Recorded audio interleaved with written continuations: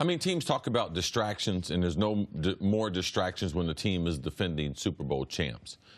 Last week, we got into conversations about people in the organization. They had put up signage as far as, you know, to remember last year's season in the locker room. Malcolm Jenkins was very, very vocal. They ended up taking that signage down, celebrating their win in Super Bowl 52 last year, knowing it's a new season.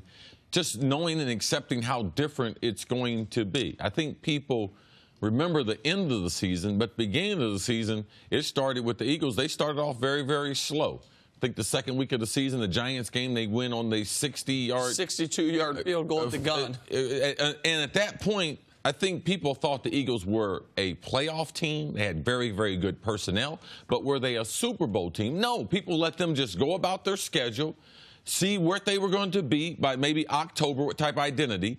But we forget what a great start that they got off to. And now, they had bad news along the way as far as injuries, but, man, they got off to a fabulous start. I wouldn't be surprised.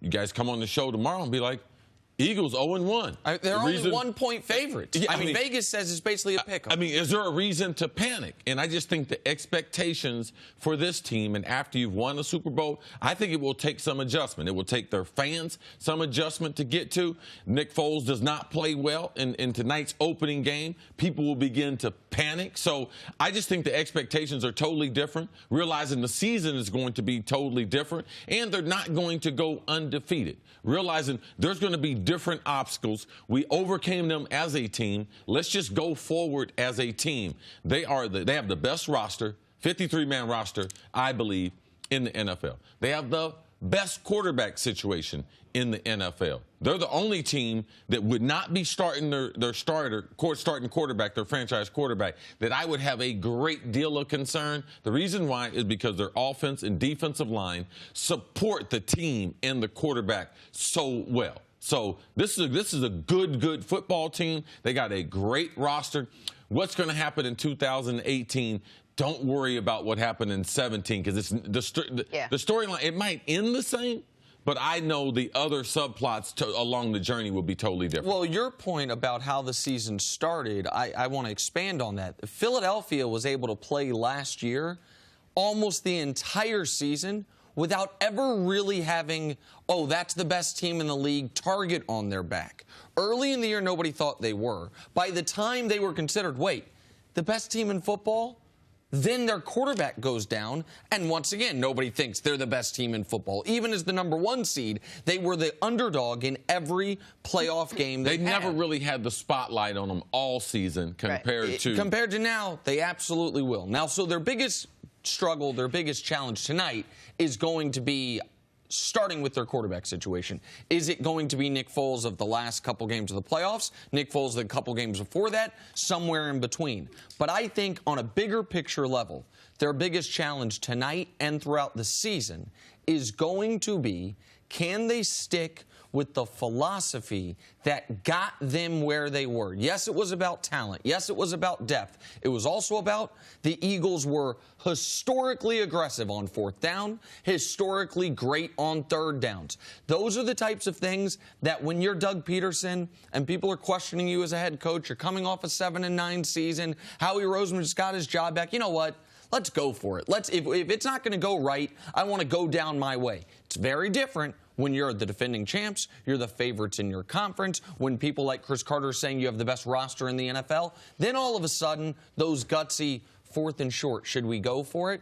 It becomes a lot easier to say, oh, let's trust this great roster. Let's not do things that could put our decisions in jeopardy. I think one of the reasons they were so good last year is they went for more coin flip 4th downs, meaning not late in a game where you have to, than any team has in a decade in this league. And they were very good at that, and they were historically great on 3rd downs.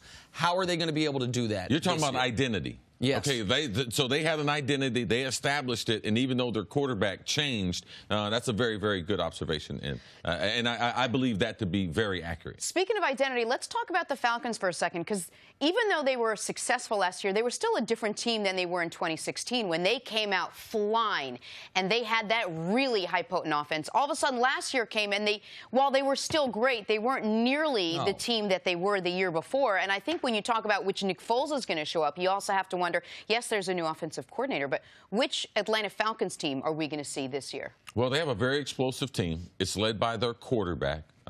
They have a number of skilled people that present dangerous problems.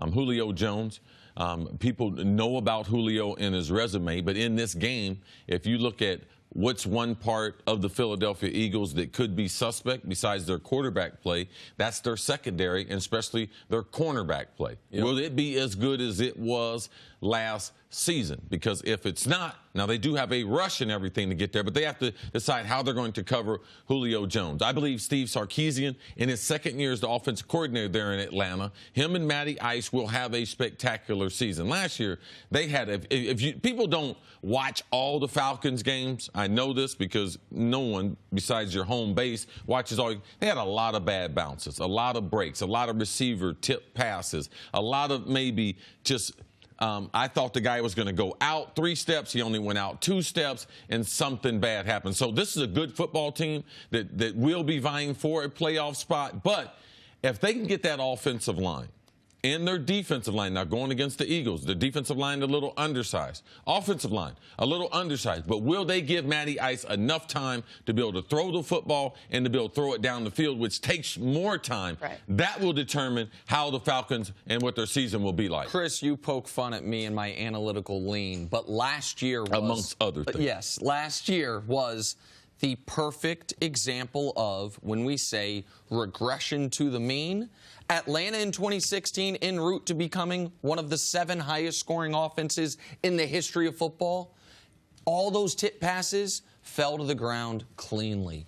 The fumble luck went their direction. They were over-the-top efficient in every phase of the game. Play action shot passes, deep shot, short passes. And in 2017, that regressed to the mean. All of a sudden, they're not nearly as efficient in the red zone. Now, part of that was the coordinator change. But those tip passes became interceptions. Those fumbles you were falling on, the other team is falling on. What I think is most noteworthy about this game, though, aside from the quarterback situation, is what you alluded to, see. Atlanta's secondary can get got, but their front 7 is an underrated unit. They have Grady Jarrett as one of the better run stuffers in the league. I think Deion Jones is one of your more underrated inside backers. Vic Beasley, their outside linebacker, led the NFL in sacks 2 years ago, and Tack McKinley, who they drafted as another pass rusher, had a good rookie season. How will that front 7 deal with one of the best offensive lines in football in Philly? And on the flip side, the best unit of maybe any unit on any team is the Eagles' collection of defensive linemen.